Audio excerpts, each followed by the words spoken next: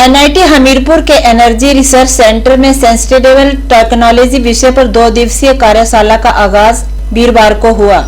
NIT Hamirpur में आयोजित हो रही इस 2 दिवसीय कार्यशाला में देश भर के प्रतिष्ठित संस्थानों के पीएचडी स्कॉलर और विषय विशेषज्ञ हिस्सा ले रहे हैं। इस कार्यशाला के दौरान यूनाइटेड नेशन के 2015 में तय किए गए एजेंडा 2030 के 17 बिंदुओं में से 4 पर चर्चा मुख्यतः की जा रही है।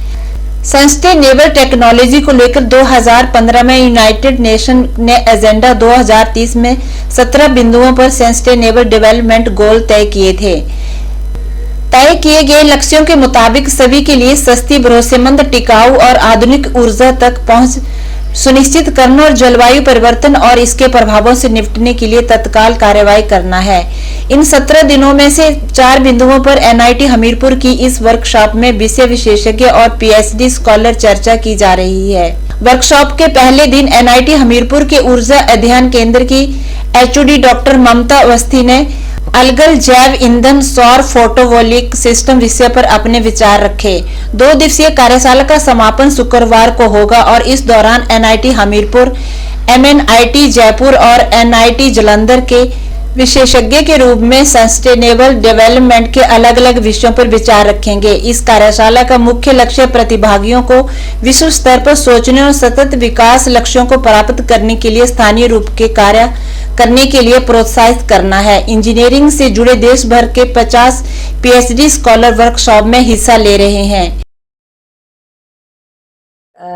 ऊर्जा केंद्र ने सेंटर फॉर एनर्जी स्टडीज ने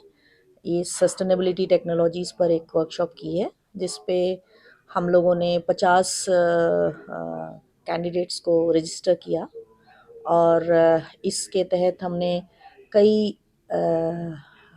जाने माने लेक्चरर्स को भी इनवाइट किया फॉर गिविंग द लेक्चर्स,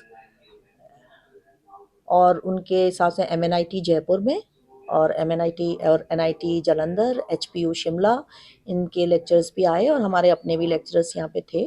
जिन्होंने सस्टेनेबल टेक्नोलॉजीज़ पे मेनली फोकस किया, एसपीवी सोलर फोटोवोल्टाइक्स पे और एल्गल बायोफ्यूल्स पे, और हम लोग बाईफेजिक सोलर फोटोवोल्टाइक्स पे भी हम लोग ने एक लेक्चर अरेंज किया हुआ है, जिससे कि ये सारे मिलके हम एक सस्टेनेबल टेक्नोलॉजीज़ पर कुछ थोड़ा सा प्रकाश डाल पाए। देश रहा है, हमने यूनाइटेड नेशंस के जो सस्टेनेबल डेवलपमेंट गोल्स हैं, जिनको 17 जो गोल्स हैं, उनमें से हम लोगों ने 4 को मुख्य रूप से चयनित किया है इस वर्कशॉप के लिए।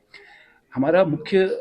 जो गोल है वो हमारा है जलवायु परिवर्तन पर, दूसरा जो हमारा है ऊर्जा पर, सब तक और सस्ती और